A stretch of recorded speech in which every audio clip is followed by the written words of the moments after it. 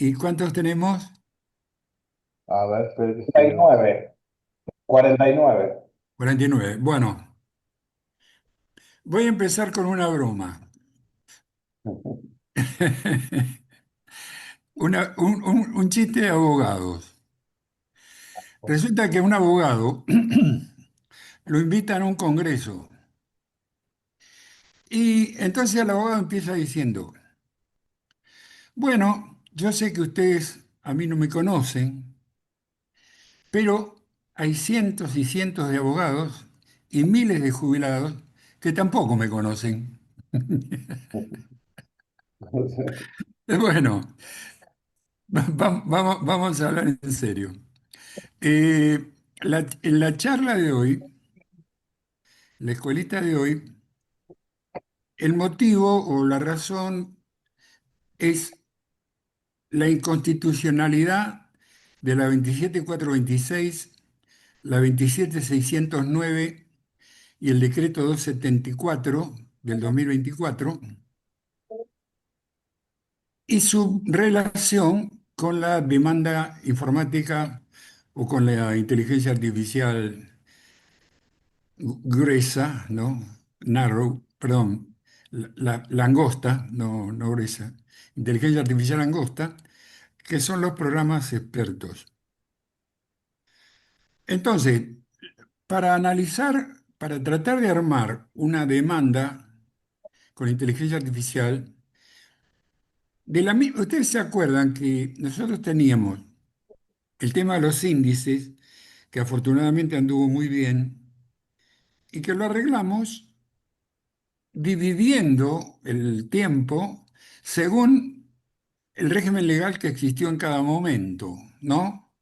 Porque hay índices que son aplicables en ciertos lapsos, no en todos.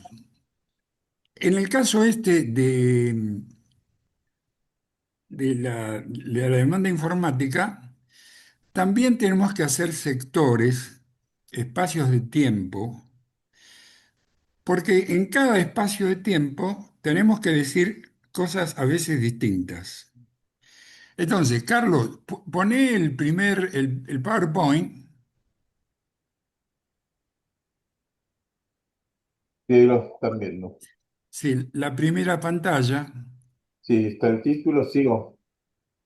Sí, mostrame la primera pantalla del PowerPoint. A ver. Bueno, sí, ahí seguí. Hay Ahí está. análisis de la 27.426. Pero había un gráfico ¿Lo sigo?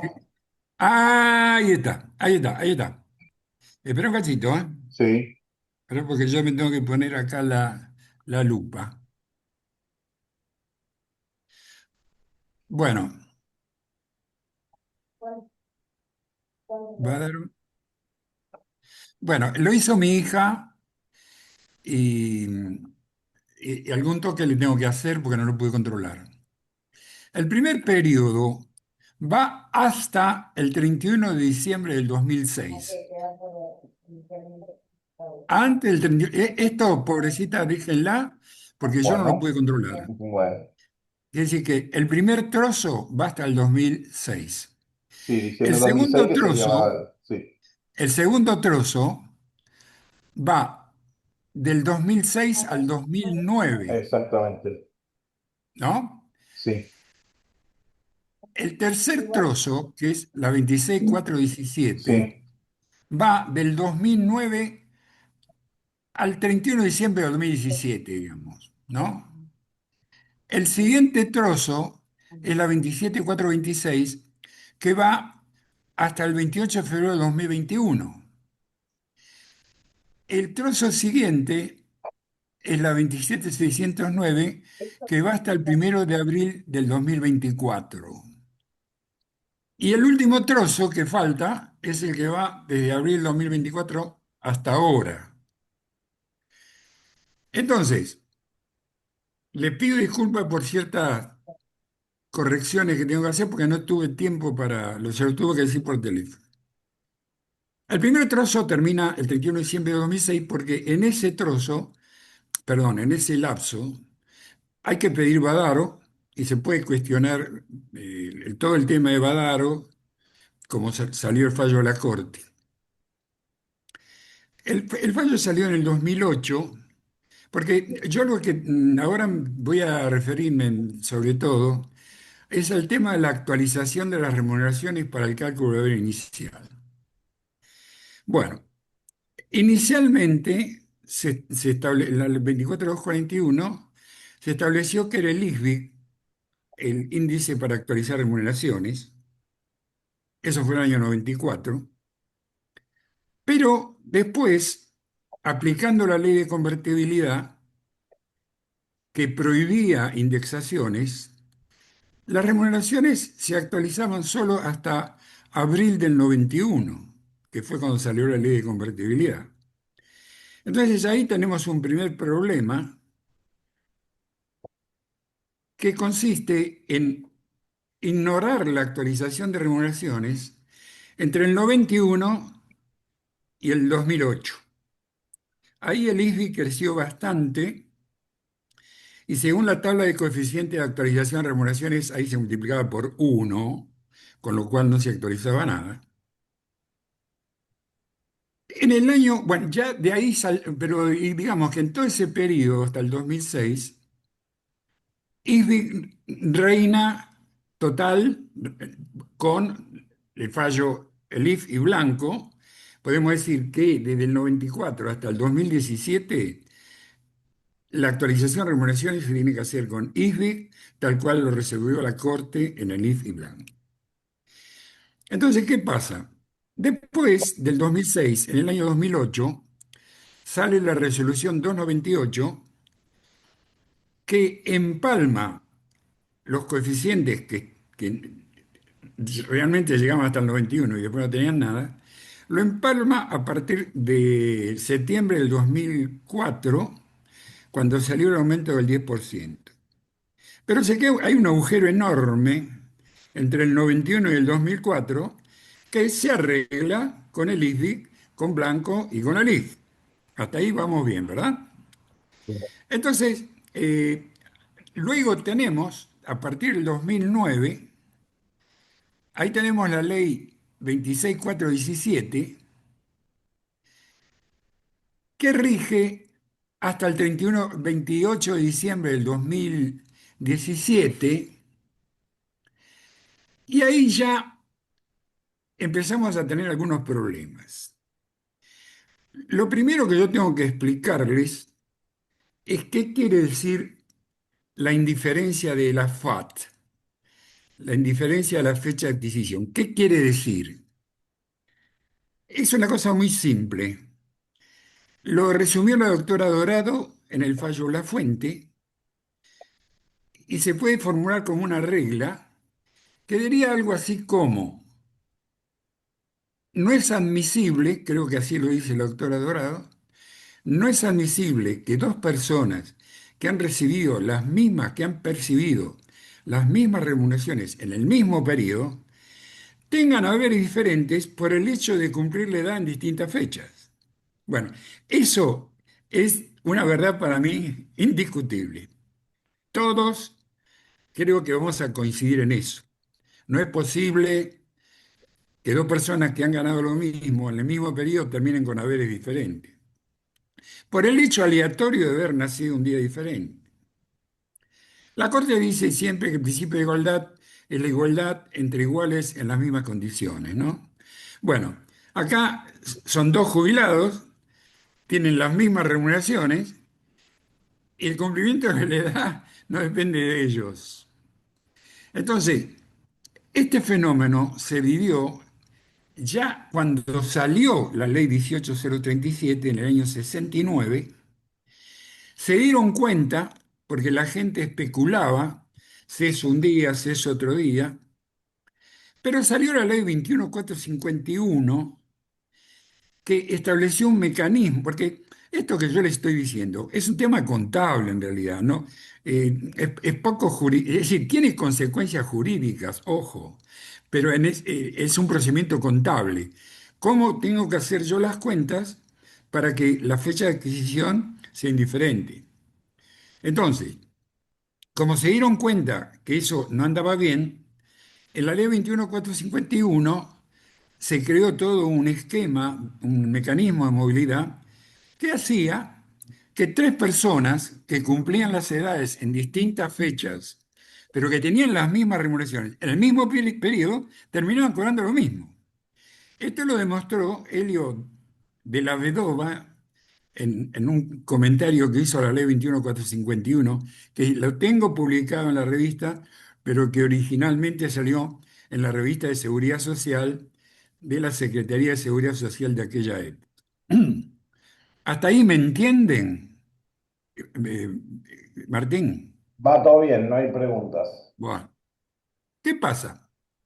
La ley 18037, si bien no lo decía en ninguna norma, en el mecanismo del cálculo de la vía inicial respetaba la indiferencia de la FAT.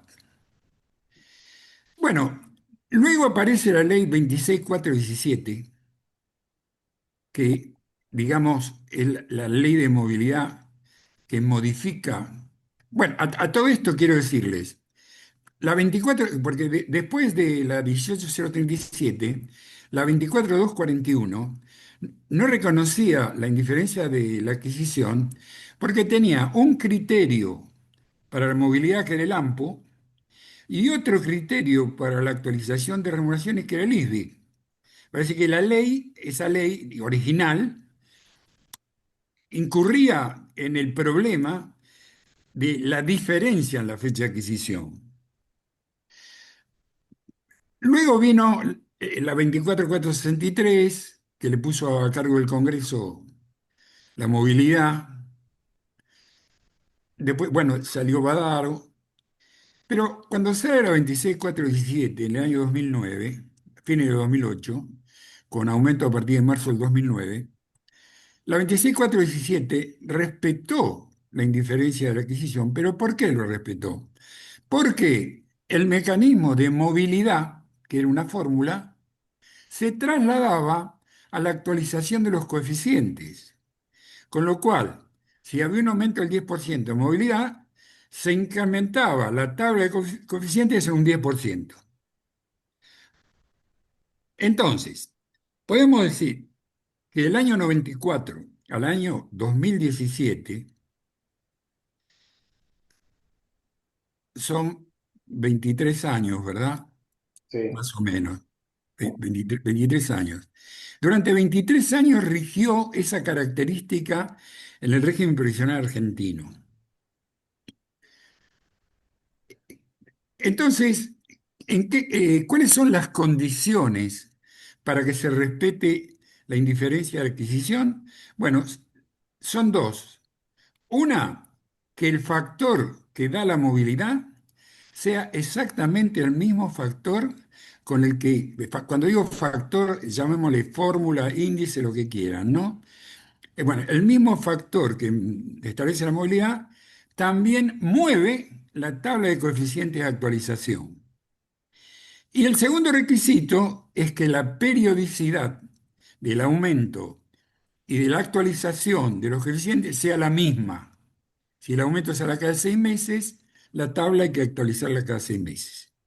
Y acá viene un temita para que ustedes lo tengan muy en cuenta, que por ahí no lo tienen en cuenta, y es este. Para que se pueda aplicar un aumento a partir, vamos a poner, del día 1 de julio de cualquier año, es necesario que al 30 de junio haya un haber determinado. ¿Esto qué quiere decir? Que si la persona solicita la jubilación el 29 de junio, el 30 de junio va a tener haber. Entonces, el 1 de julio le van a dar el aumento. ¿Se entiende esto? Hola, Hasta Martín. ahora va bien, doctor, nadie dijo nada. Bueno, ahora, ¿qué pasa? Si yo ceso, o perdón, si yo solicito, porque la fecha de adquisición de derecho con la ley 24241 es la fecha de solicitud, si tengo todos los requisitos, ¿no? Entonces, si en lugar de solicitarlo el 29 de junio, yo pido la jubilación el 30 de junio, que es el último día, entonces no voy a tener el aumento el 1 de julio.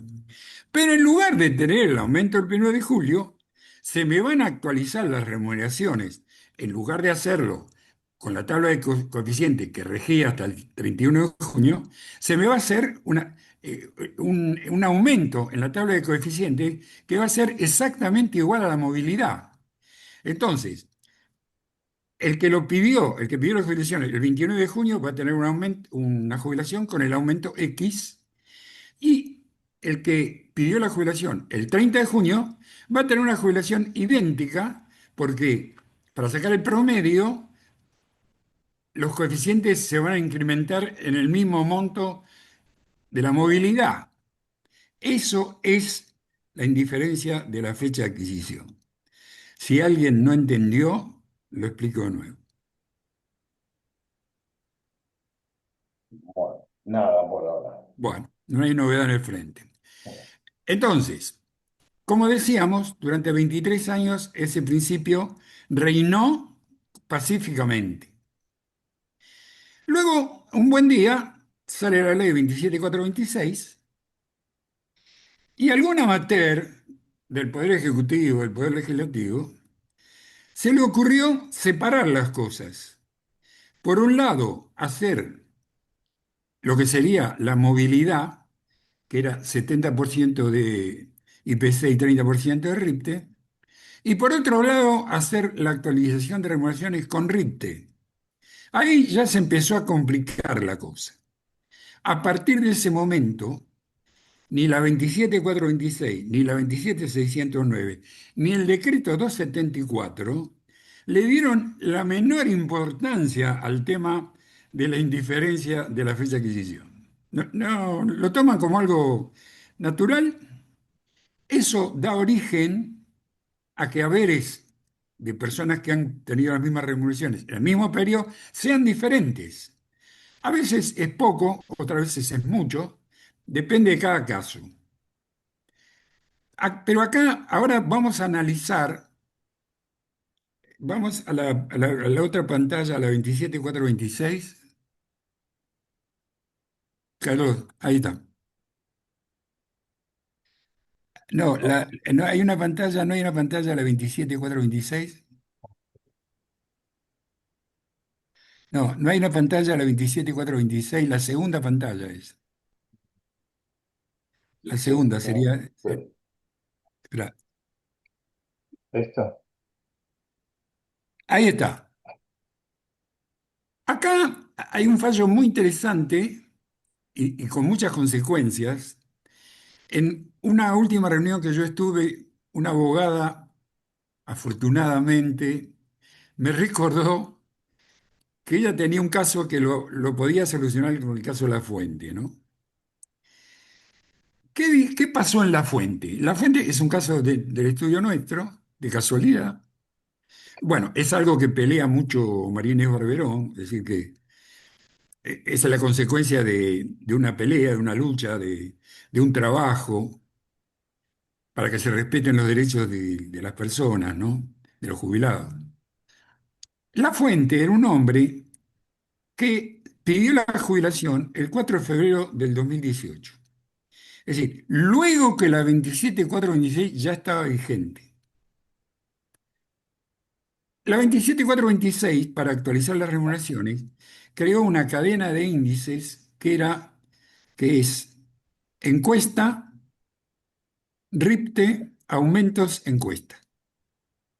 Mientras que en el régimen anterior era todo IFIC hasta marzo del 2009 y luego aumentos. Entonces, ¿qué pasa? La doctora Dorado lo dice con claridad. Va, la doctora Dorado habla de dos personas, pero en realidad está hablando de la misma persona, porque lo que nos quiere decir, o lo que yo interpreto que nos quiere decir, que me disculpe la doctora por ahí si yo me equivoco, que me corrija, lo que quiere decir para mí es que si la fuente hubiera solicitado la jubilación en diciembre, el 15 de diciembre, cobraría más que si la pide el 4 de febrero del 2018. Y por eso dice la doctora lo que dice, que no es admisible, que no es admisible que una misma persona o que dos personas, es decir, lo tiene que decir en base a dos, porque con una no puede ser, pero no es admisible que dos personas, por el solo hecho de cumplir la edad en fechas distintas, con distintas leyes, ojo, ¿no? Porque acá Dorado está aceptando esta cuestión cuando se trata de dos leyes sucesivas. Una, la 26426, que modifica la 26417 y que, digamos, produce ese perjuicio. Entonces, en cuanto a la 27426, el fallo La Fuente, que ha sido completado con otros fallos de la misma sala, uno que se llama Yopolo y otro que se llama Perfeto, lo que nos dicen esos fallos es que las remuneraciones anteriores a marzo del 2009 se tienen que actualizar con IBI más aumentos. Pero no nos dice por qué. Evidentemente que el periodo 2009 a diciembre de 2017, como tienen el mismo índice de actualización de remuneraciones, que son los aumentos, va a dar lo mismo. Por esa razón, dicen que las remuneraciones anteriores a marzo del 2009 se pueden actualizar con el IFI. Acá, a esta altura del partido, podemos decir que aplicando el mismo criterio del fallo Fernández Pastor, porque en Fernández Pastor, ¿qué se dijo? Si bien la retroactividad, la irretroactividad de la ley no es un principio constitucional, sino que está establecido en el Código Civil, si en concreto la retroactividad de una ley afecta una garantía constitucional como es la de la propiedad, pues esa ley puede ser impugnada por inconstitucional. ¿Hay algún problema? No, no, venimos bien. Bueno, entonces, ¿qué pasa? Por carácter transitivo, si yo considero que el legislador puede alterar un mecanismo de actualización, si esa alteración se traduce en un perjuicio del patrimonio, en el patrimonio o en la igualdad. ¿Qué pasa? Siento unas voces, no sé qué pasa. No es ¿Hay acá que algún... están hablando. ¿Cómo? No, Bueno, ya está, ahí está, lo arregló. bueno. Entonces, ¿qué pasa? De la misma manera que se declaró la inconstitucionalidad del artículo segundo de la 27.426 que establecía el tema de movilidad y quería hacerlo calculándolo en forma retroactiva, el aumento de marzo del 2018 con la ley anterior da 14% y con el aumento que salió da 5,71. Ahí se ve el perjuicio, ¿no? Bueno, pero ese fallo que no está todavía avalado por la Corte, que es Fernández Pastor, podríamos tener un Fernández Pastor 2. ¿Por qué? Porque modificar retroactivamente la forma de actualizar las remuneraciones, en la medida que es retroactiva y que afecta derechos que la persona ya tenía porque las remuneraciones las había percibido, en la misma medida es inconstitucional el artículo tercero de la 27.426. Entonces, déjame que lea un poco la guía. Fabiana, espera un poquito, ¿eh? Tengo que sacar espera. Ahí está, ahí lo saqué. Bueno, entonces viene inconstitucionalidad del artículo tercero, fenómeno, Fernández Pastor.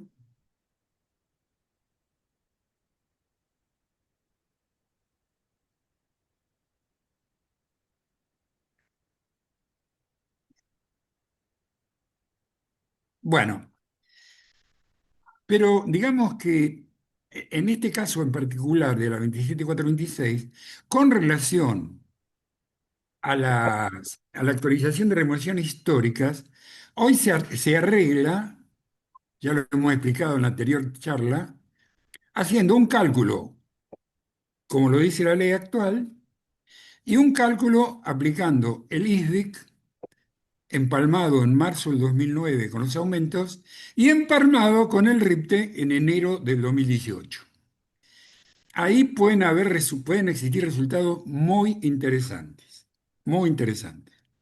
Pero digamos que la ley 27426, por el lado de la retroactividad, se la puede objetar, pero también se la puede objetar por el lado de la indiferencia de la FAT, porque la ley en sí misma no respeta la indiferencia de la FAT y hace que la gente pueda jugar.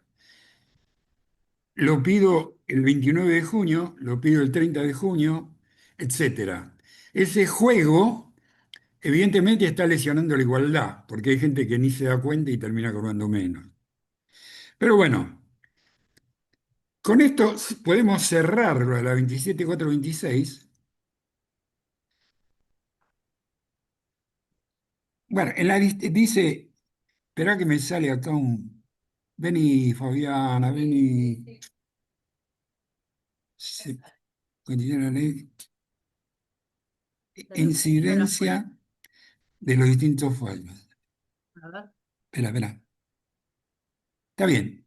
Bueno, terminando con la 27426, para mí es impugnable en los dos sentidos.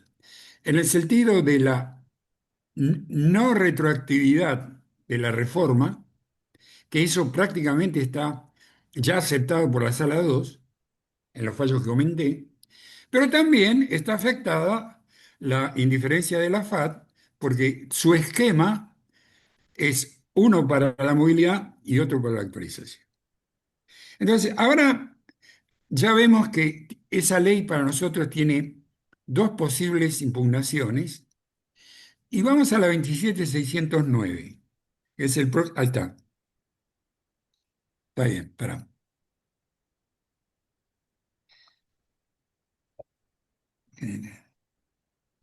Seguir el próximo. Sí, ahí Carlos la pone, en la 27609. Ahí Bueno, está. ahí está. Vamos a la 27609. Eh, en la 27609 se repite el tema de la diferencia de la FAT, porque sigue teniendo el mismo esquema de la 27426.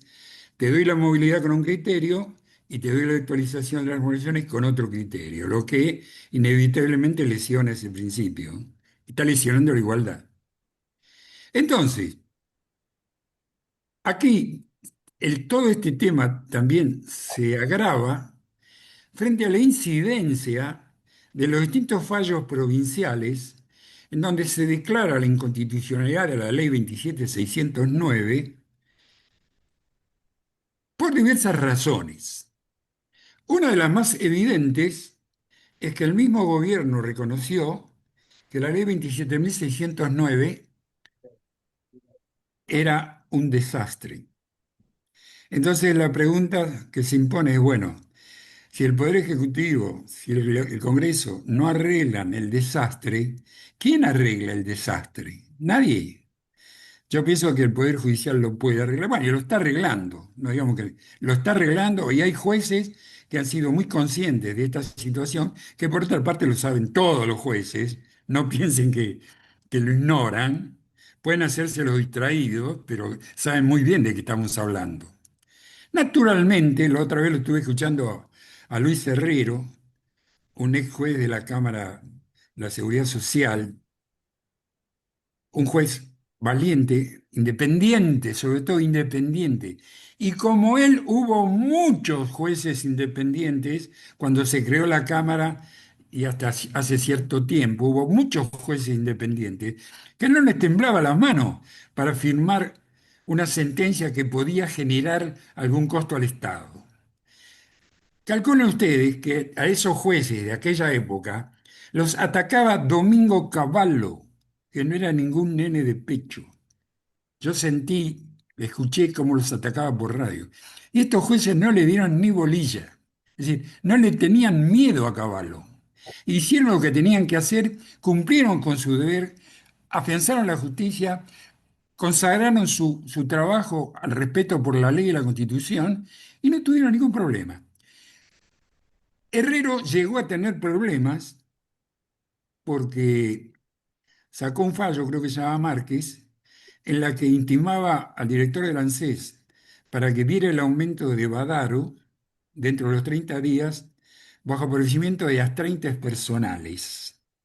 Entonces el ANSES empezó a recusar sin causa a Herrero en todas las causas. Hubo 15.000 causas que se paralizaron.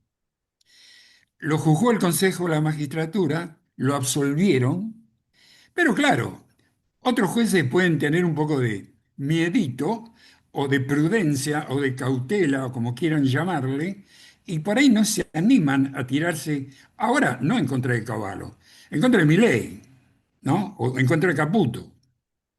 Bueno, esa es otra historia. Para mí, yo creo que los jueces tienen que hacer respetar la Constitución y la ley. No se tienen que poner en el papel de administradores de la escasez, como dijo no sé quién allá en la provincia, un juez de cámara. Esa es una imbecilidad. Los jueces están para administrar justicia, no para administrar la economía. Que no se pongan en uniforme de ministro de Economía, porque si no, no va a haber nadie que administre la justicia. Y si no hay nadie que administre la justicia, a todos los jubilados le va a ir muy mal. Afortunadamente, a los jubilados durante muchísimos años le fue más o menos bien, o no peor, gracias a los abogados y a los jueces previsionales, porque si no hubieran existido jueces previsionales, los jubilados estarían por el suelo, todavía peor de lo que están. Bueno, en esa pantallita están todos los fallos de las provincias, en donde distintos fallos de la provincia que declararon la inconstitucionalidad de la ley 27.609. Yo apenas si los puedo leer. Está Cortés, es un fallo muy bueno, Cortés, de Mendoza, el IPC. Está Palavecino, que es un fallo de... De Salta, que era el 50% de IPC y el Ahí cincuenta está, por bueno, ciento de Richter. Palavecino combina 50 y 50. Después está Algarve, que es todo IPC. Sí. Algarve es De Córdoba, de la sala C de Córdoba, B de de Córdoba. Córdoba, bueno, Algarve. Después está Italiano, que es 50 y 50. Italiano, que es de Bahía Blanca. Bahía Blanca. Después está Martí, Marsili, que también es de Bahía Blanca y el de IPC la otra sala es, de la otra sala. de la sala C, sí. Claro, por ahí Marsili tiene IPC, no me acuerdo. Bueno, IPC, IPC. ¿cuánto? IPC, y después el último es Navarro de la Cámara Federal de Tucumán, que también era IPC. Bueno, aparentemente en la encuesta esta que estamos haciendo, el IPC está ganando, ¿no? Ya veremos lo que dice nuestra Cámara, lo que dice la Corte. Tenemos que esperar. En algún momento la Corte se va a tener que pronunciar sobre esto, porque esto se parece mucho a Badaro, ¿eh? Ojo. Yo, mostrame la siguiente pantalla.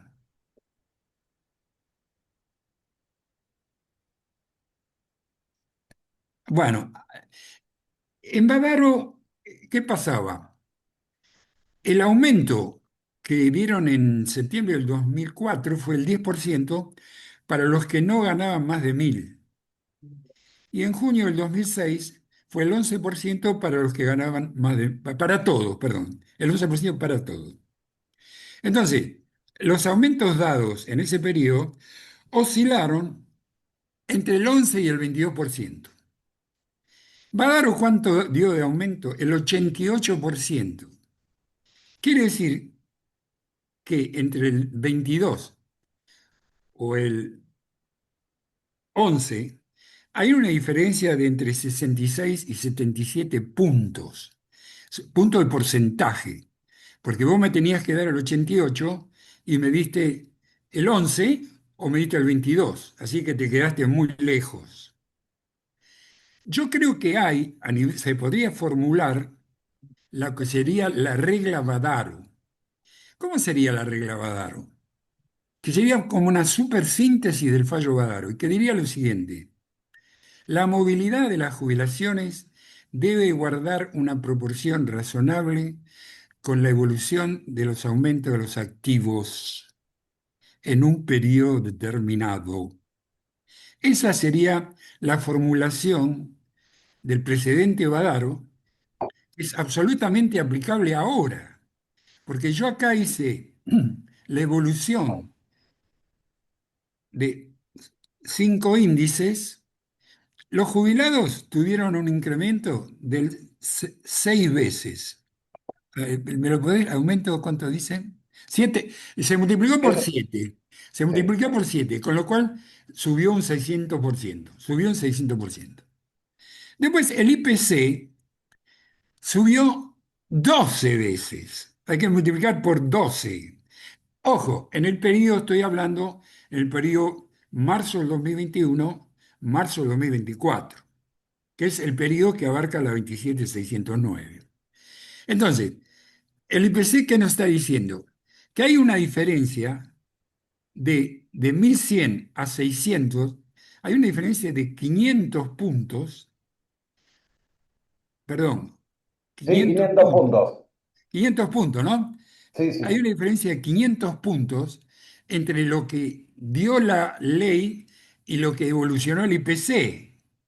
Eso prácticamente equivale a duplicar el monto, ¿no? Porque para llevar los 500 a 1.000 hay que multiplicar por 2.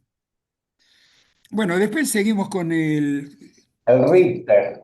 el RIPTE, que creció 9,40 y pico veces, que es un aumento de 840 veces, 840 puntos, y los 840 puntos con relación a los 600 puntos que avanzó la jubilación, tiene una diferencia de 200 puntos. Y el último es el índice salario del INDEC, que más o menos es lo mismo, creció un, 9,47, sí, que equivalen a 847 puntos y bueno, una son dos. diferencia de 247. Está muy parecido al Richter.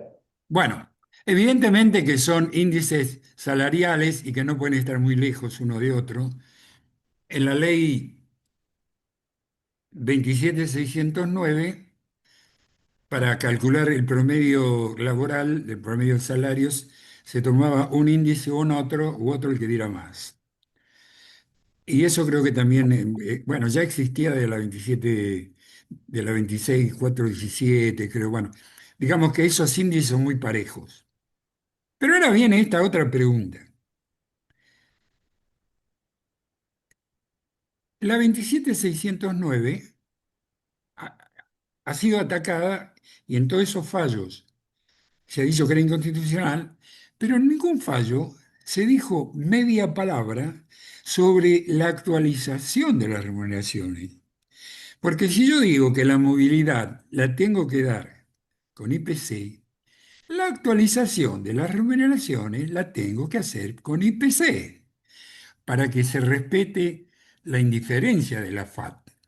Bueno, eso es muy importante porque cuando nosotros pedimos la inconstitucionalidad de la 27.609, también tenemos que pedirle al juez que disponga la actualización de remuneraciones con el IPC y así las cuentas cuadran. Bien, redondeando. La 27.609 ya la están declarando inconstitucional por, digamos, el desastre que el gobierno reconoce que fue. Le cambiamos la movilidad, le metemos el IPC o alguna combinación similar, pero también tenemos que actualizar las remuneraciones con el IPC.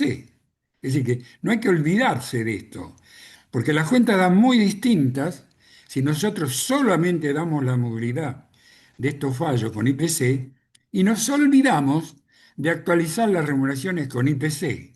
Ojo, en el caso La Fuente, el consejo que yo les había dado es hagan dos liquidaciones, una con la fórmula legal y otra con el empalme. En el programa está como 87 QA, es la forma legal, y el 87 LAF, que es el 87 con la fuente.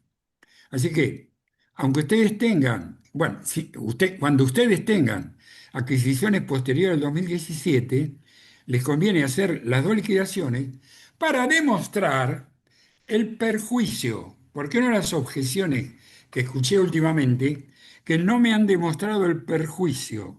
Entonces, cuídense de demostrarlo para que no le puedan salir con esa observación. Entonces, y ya estoy terminando. La 27609 está bajo fuego. En algún momento la Corte va a tener que decir algo. Pero después viene el decreto 274 del 24, que sigue con la diferencia en la adquisición. Pero lo que es peor es que adopta como medida, digamos, de movilidad la IPC y deja la actualización de remuneraciones con el RIPTE, lo que por supuesto va a originar muchas desigualdades. El gobierno apuesta a que el IPC crezca más lento que los salarios. Bueno, si eso llegara a ocurrir, los que se jubilen después, con las mismas remuneraciones, van a tener mejores jubilaciones. ¿Por qué? Las remuneraciones se va a actualizar con el RIPTE, siempre que lo estoy diciendo en el caso que el RIPTE supere el IPC, ¿no? Entonces van a tener mejores jubilaciones con las mismas remuneraciones los que se jubilen después que los que se jubilan antes. Y al revés, si el IPC crece más rápidamente que el RIPTE, va a pasar al revés. Los que se jubilen antes van a cobrar más de los que se jubilen después con las mismas remuneraciones. Por eso, este decreto puede ser atacado por el tema de la indiferencia de la fecha de adquisición. Y también puede ser atacado porque no es coherente que para la movilidad yo le doy una cosa y para la actualización de remuneraciones le doy otra, generando muchas desigualdades. Conclusión, y termino. El legislador puede optar o no por la indiferencia en la FAT. Ya lo vimos que durante 23 años eso rigió. Y en los últimos años, desde 2018 hasta ahora, no rige. El legislador puede hacer lo que quiere, pero los jueces tienen que estar alertas para que si el legislador hace una modificación, como la hizo en como la hizo en la 27426, en la 27609 y en el decreto, si hace una modificación que afecta una garantía perdón, una garantía constitucional, la ley puede ser atacada. Por eso, o me afecta el derecho a propiedad o me afecta el derecho a igualdad. Ese sería el resumen de lo que yo les quiero decir. Bueno, estamos bien, doctor. Aparentemente fue muy claro hoy. Bueno, me alegro. No aclare más que oscurece. Bueno, pero estamos en las manos de los jueces, como siempre estuvimos, ¿no? Quizá algunos jueces le tienen un poco de miedito, como dije, al Consejo de la Magistratura o a los políticos, porque los políticos, cuando eligen jueces, tratan de elegir jueces que no sean muy caros, que no saquen sentencias muy caras, ¿no? Pero digamos, yo apelo a la conciencia de los jueces. Ya sé que hay jueces que lo han resuelto perfectamente. Apelo a la conciencia de los que la están pensando, que piensen que tienen que cumplir su trabajo y su deber. Y su deber es hacer que se respete la ley y la Constitución. Tienen que pasar un poquito por alto el el cursus honorum, digamos, el futuro de su carrera. No tienen que tenerlo tan presente, sino que tienen que tener presente el cumplimiento del deber que tienen de administrar justicia. Nada más. Bueno, bueno. Vas a descansar. Ya está, gracias. Bueno, Buenas tardes para todos. buenas tardes. Chau.